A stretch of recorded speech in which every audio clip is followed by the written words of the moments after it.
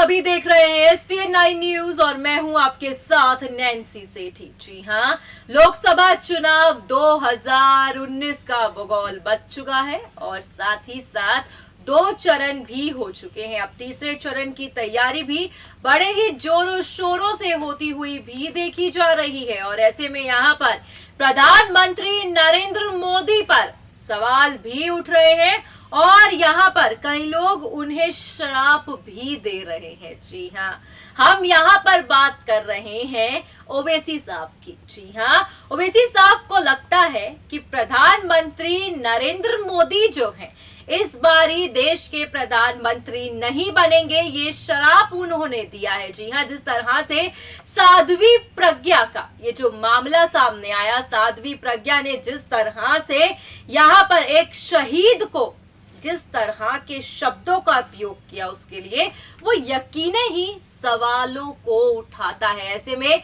साध्वी प्रज्ञा ने हाल ही में भी बाबरी मस्जिद को लेकर कहा है कि उनका इस मस्जिद को तोड़ने के पीछे उन्हें कोई भी शर्म नहीं बल्कि उन्हें गर्व है।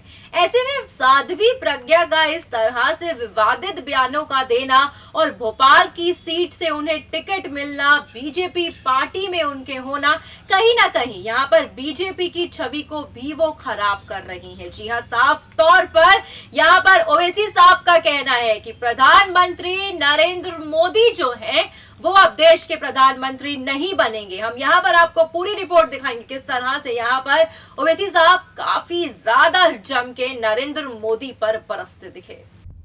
AIAIM चीफ असरुद्दीन ओवैसी, जी हाँ, जो प्रधानमंत्री नरेंद्र मोदी पर जम के बरसते हुए देखे जा रहे हैं। जी हाँ, ओवैसी साहब प्रधानमंत्री नरेंद्र मोदी की नीति से तो कभी खुश थे ही नहीं, मगर जिस तरह से साध्वी प्रज्ञा का साथ प्रधानमंत्री नरेंद्र मोदी दे रहे हैं, अब वो इस चीज के भी खिलाफ हो बैठे हैं। इतना ही नहीं, ओवैसी साहब ने तो मोदी को श्राप तक दे दिया।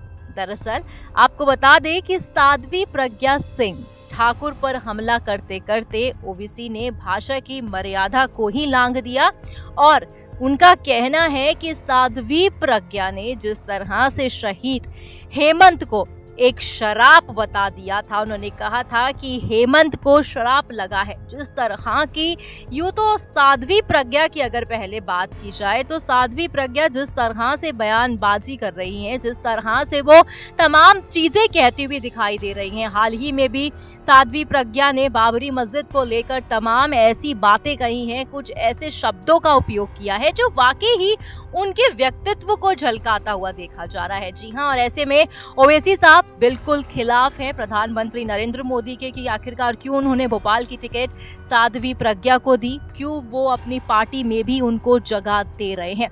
ओवैसी ने मुंबई हमले के दौरान शहीद हुए हेमंत करके पर साध्वी प्रज्ञा ठाकुर के बयान पर भी कहा। जी हाँ, साध्वी ने कहा था कि शहीद पुलिस अधिकारी को श्राप लगा इसलिए उनका अंत हुआ। ये बयान गैर जिम्मेदारा ही नहीं बल्कि उन बहादुर अफसरों की बेइज्जती भी है। जी हाँ, ऐसे में ओवैसी साहब का साफ तौर पर कहना है कि कहीं ना कहीं यहाँ पर जो है प्रधानमंत्री नरेंद्र मोदी उनको जिस तरह से यहाँ पर उनकी तारीफें कर रहे हैं, जिस तरह से अभी बीते दौरान प्रधानमंत्री नरेंद्र मोदी ने साफ शब्दों में ये बात कही है कि कांग्रेस के लिए साध्वी प्रज्ञा भारी होंगी, उनको हराना मुश्किल रहेगा, तो यहाँ पर ओवैसी साहब थोड़ा और भी यहाँ भड़कते देखे गए। दरअसल इतना ही नहीं, यहाँ पर ओवैसी साहब ने ये भी कहा है कि वो नरेंद्र मोदी को शराप देते हैं, वो इस बारी देश के प्रधानमंत्री नहीं बनेंगे। जी हाँ, उनका कहना है हिंदुस्तान के प्रधानमंत्री नरेंद्र मोदी अब नहीं होंगे,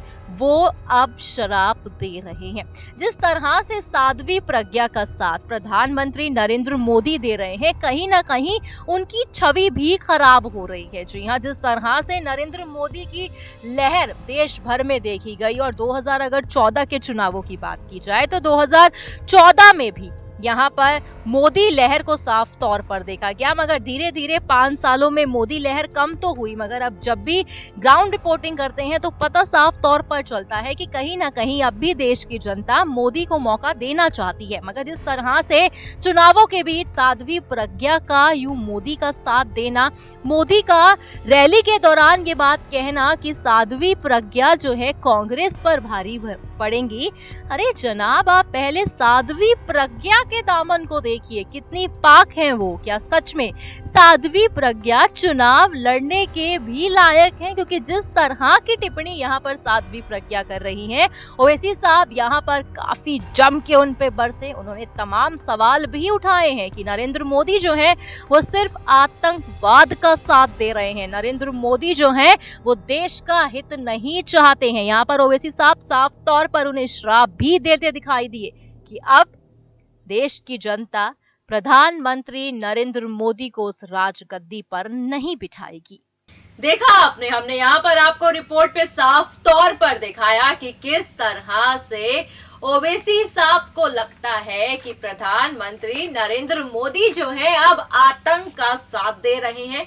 प्रधानमंत्री नरेंद्र मोदी जो है वो अब दिखावा कर रहे हैं। प्रधानमंत्री नरेंद्र मोदी जो है अब वो देश के पीएम बनने के लायक नहीं है। जी हाँ, यहाँ पर ओवैसी साहब ने तमाम बातें कही हैं। यहाँ पर ओवैसी साहब इतने भड़कते हुए भी देखे गए कि उन्होंने साध्वी प्रज्ञा का मामला भी उठाया और यहाँ पर साध्वी प्रज्ञा को लेकर तमाम बातें भी कही। अब ऐसे में कहीं ना कहीं जिस तरह से यहाँ पर चुनाव चल रहे हैं, जिस तरह से 2 चरण हो चुके हैं और ऐसे में साध्वी प्रज्ञा का साथ प्रधानमंत्री नरेंद्र मोदी का यूं देना और जिस तरह से अब ओवैसी साहब और विपक्षी पार्टियां प्रधानमंत्री नरेंद्र मोदी को टारगेट कर रही हैं, तो यहाँ पर सवाल यही है कि क्या इस बार देश की जनता यानी कि आप सभी लोग, क्या आप सभी लोग प्रधानमंत्री बनने के लिए इस बारी भी नरेंद्र मोदी का साथ देंगे या फिर कोई और ही यहाँ पर उस राजगद्दी पर राज करेगा? खैर, इसका फैसला बेहद ही जल्द यानी कि 23 मई को होगा। फिलहाल आज के इस प्रोग्राम में बस इतना ही, पर हाँ आप हमारे चैनल को सब्सक्राइब करना ना भूलें।